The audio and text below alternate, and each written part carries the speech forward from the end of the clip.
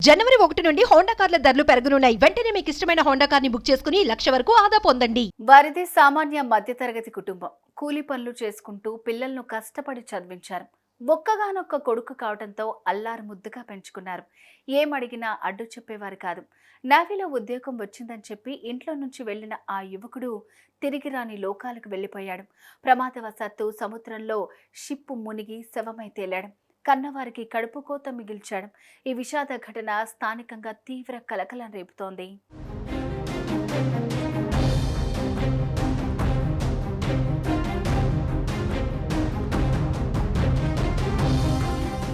శ్రీకాకుళం జిల్లా జన్నాగాయి గ్రామానికి చెందిన రామయ్య, ఉర్మిళ దంపతులు. వీరికి 2 కూతుళ్లు, 1 కొడుకు ఉన్నాడు.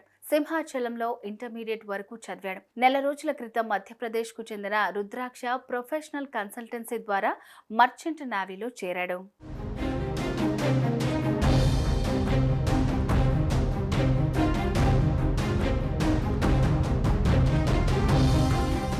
ఇరాక్లో అరేబియా సముద్రంలోని షిప్లో సింహాచలంతో పాటు మరో 2 కూడా విధుల్లో ఉన్నారు. ప్రమాదవశాత్తు షిప్ ఒక్కసారిగా నీటిలో మునిగిపోయింది. ఈ ప్రమాదంలో 3 నీటిలో కొట్టుకుపోయారు. అయితే విషయం తెలుసుకున్న నేవీ అధికారులు నీటిలో మునిగిపోయిన వారి కోసం గాలింపు చర్యలు చేపట్టారు.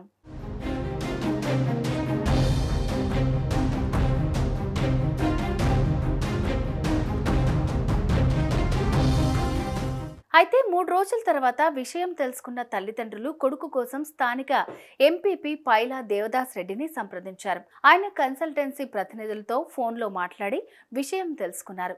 సింహాచలంతో పాటు మరో 2 ఉద్యోగులు షిప్ ప్రమాదంలో మృతి చెందారని, 3లో 2 మృతదేహాలు లభించాయని తెలిపారు. మరో మృతదేహం కోసం గాలిస్తున్నట్లు సమాచారం ఇచ్చారు.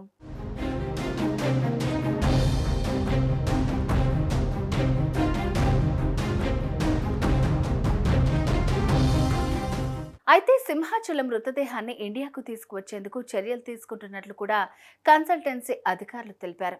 చిన్నప్పటి నుంచి అల్లారు ముద్దుగా పెంచుకున్న కొడుకు మృతి చెందడంతో ఆ తల్లిదండ్రులు కన్నీరు మున్నీరుగా విలపిస్తున్నారు.